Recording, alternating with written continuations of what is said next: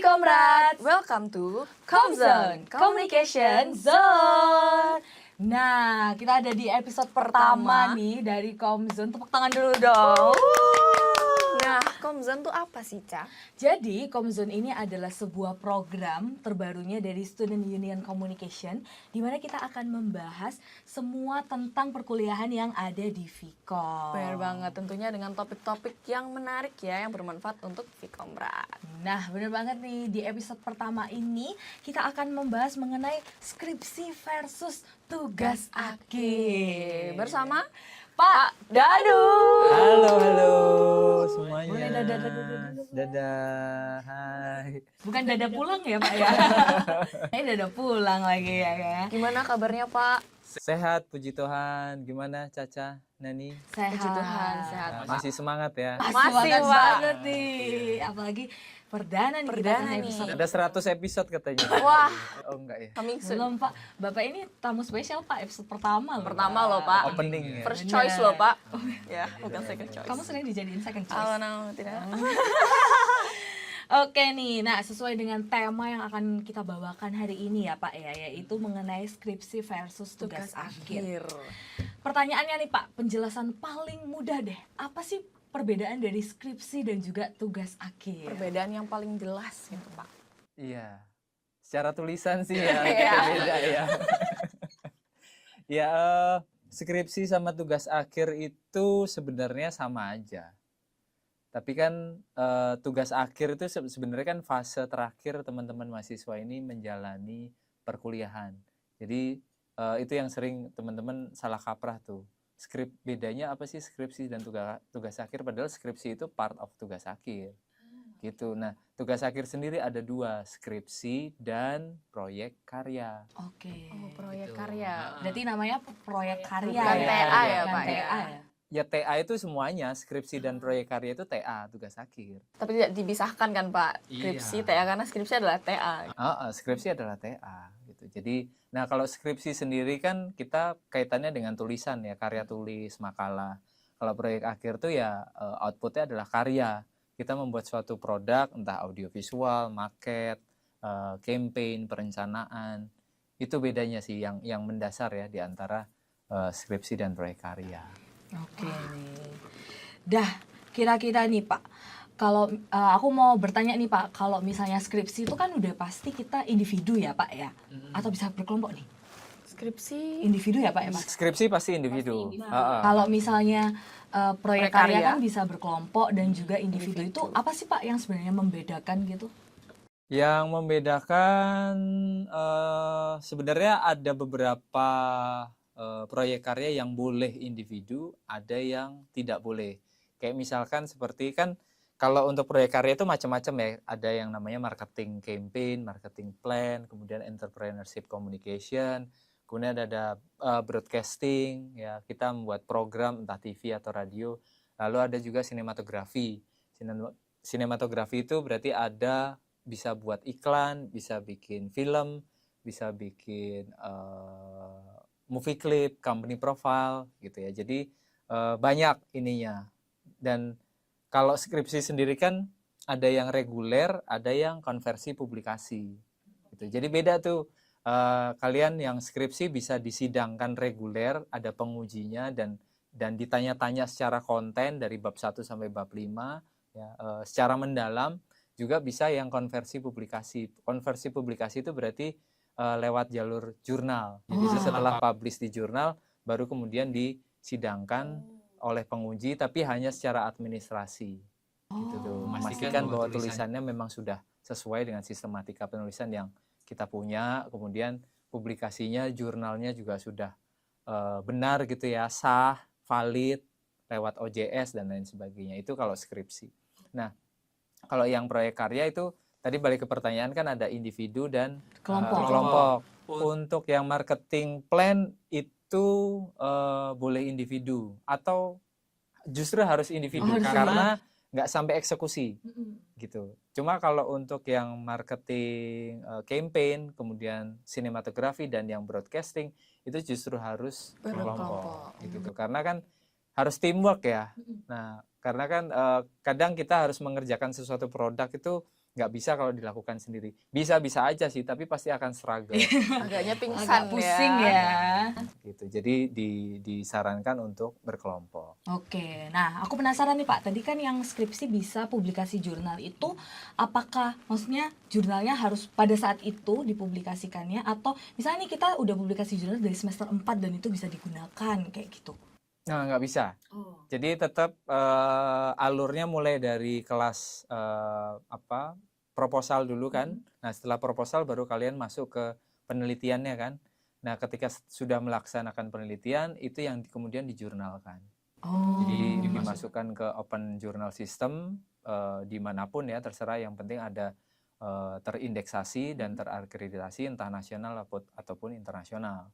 Nah, setelah itu selesai, kemudian kita dapat letter of acceptance ataupun sudah publish, baru itu bisa dilaporkan ke UC, ke Vkom gitu, bahwa kita sudah melakukan publikasi ke jurnal loh, ini buktinya, bukti artikel. Tapi memang harus ada batasan waktunya ya Pak ya, jadi nggak bisa yang lama-lama juga ya untuk Jadi juga nggak bisa publikasinya ya. dicicil dari sebelum-sebelumnya ya Pak? Nggak bisa, kan harus kebaruannya juga harus dilihat, karena jurnal-jurnal juga pasti dia akan melihat kebaruan dari penelitian atau artikel kalian tuh apa gitu. Jadi nggak mungkin kalau fenomenanya sudah lewat bertahun-tahun kemudian baru dipublish sekarang, kan pasti sudah usang gitu. Berarti emang skripsi dibedakan lagi ya Pak ya? Nggak tidak, Skripsi juga dibagi. nggak hanya sidang aja yang biasa itu ya Pak? Oh iya. Oke nih Pak Danu. Nah, kita kembali ke proyek karya. Kebetulan kita berdua kan anak broadcasting nih ya Pak ya. Broadcasting Penasaran nih tadi kan kalau misalnya yang tadi jurusan sinematografi kan jelas ya, ada bisa bikin MV, bisa Iklan, bikin film dan yang film. lain-lain, PR juga, bisa marketing communication dan yang lain. Nah, kalau broadcasting tadi itu kan sempat disinggung membuat program televisi atau radio. Itu apakah memang harus disiarkan ke televisi yang Atau radio, nasional atau stasiun kayak tertentu? gimana Pak? Ya, itu disesuaikan dengan partner. Memang harapannya sih bisa dipublikasi secara massal ya. Tapi kadang kan ada kesulitan tertentu ya. Kita bisa reach out televisi nasional itu kan belum tentu juga. Batasannya ada pada yang penting media. Jadi akun resmi media tersebut. Jadi apapun platformnya itu dipersilahkan. Yang penting dia verified sebagai media. Jadi kita bisa bikin program, entah program hiburan ataupun program berita, yang penting bisa dimasukkan ke media tersebut gitu, di platform yang mereka miliki. Ya, Berarti apalagi media resmi juga ya Pak ya? Meskipun di YouTube berarti channel yang resmi. Resmi, akunnya resmi. siapa tahu nanti 2 tahun ke depan ada platform media yang lebih lagi kan ya, karena pilihannya kan udah banyak banget, jadi tidak terbatas di televisi yang harus pakem banget gitu ya. Betul. Dan mungkin ini Pak, kesulitan yang sering ditemui di kedua pilihan tersebut, proyek karya dan skripsi, kesulitan yang paling struggle gitu dari cutting-cutting kita ya. Bener-bener. Macam-macam nih. Kalau dari skripsi, biasanya kesulitan yang paling sering muncul itu karena teman-teman jarang membaca.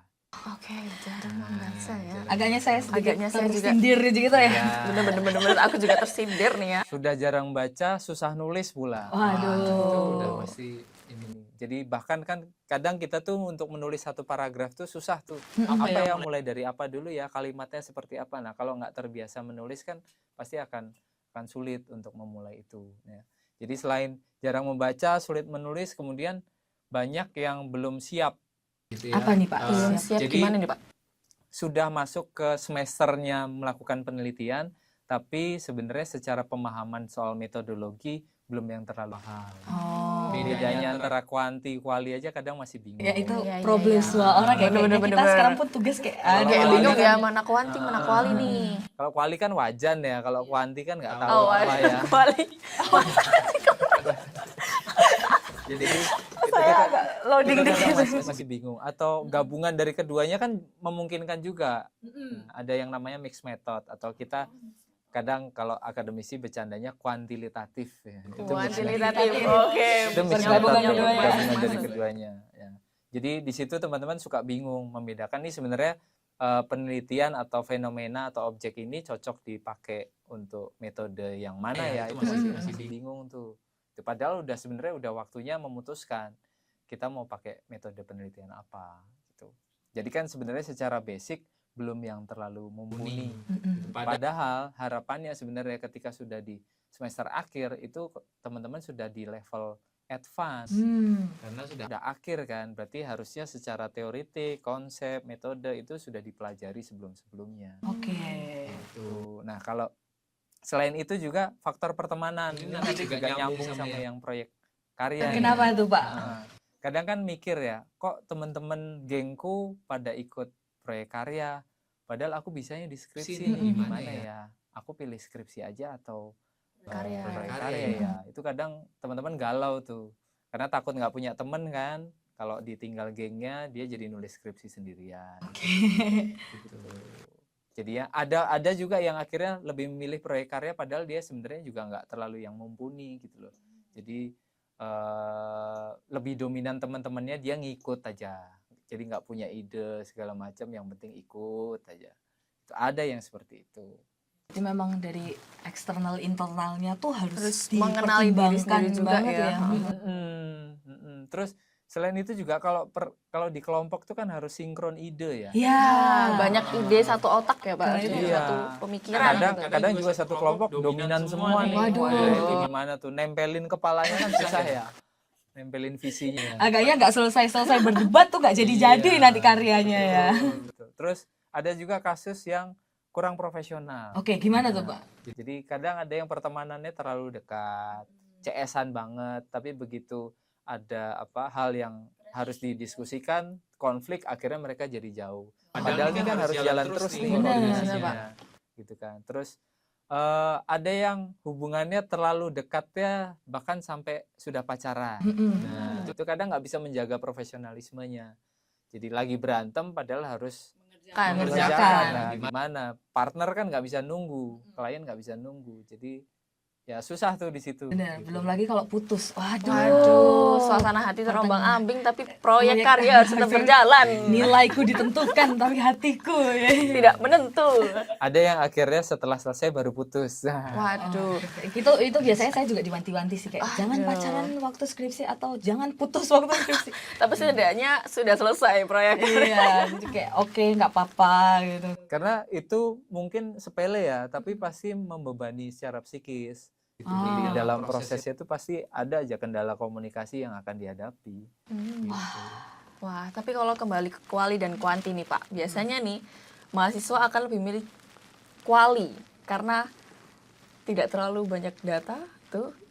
Kan kuanti tuh banyak data yang harus dikumpulkan ya. Jadi kan kayak mahasiswa kuali aja kayaknya lebih gampang. Iya, kalau secara fenomena sebenarnya kan kuali dan kuanti itu munculnya lebih dulu kuanti ya. Jadi kuanti itu lebih hal-hal yang sifatnya eksakta gitu. Jadi kajiannya kan lebih general ya. Nah, kalau kuali kan lebih ke subjektif dan itu lebih baru sebenarnya. Nah, teman-teman memang di era sekarang tuh jauh lebih senang yang kualitatif dibanding kuanti. Tapi ya banyak juga kok yang suka kuanti, karena enaknya di kuanti kan kita bisa pakai alat, kita bisa pakai tools untuk mengolah data itu.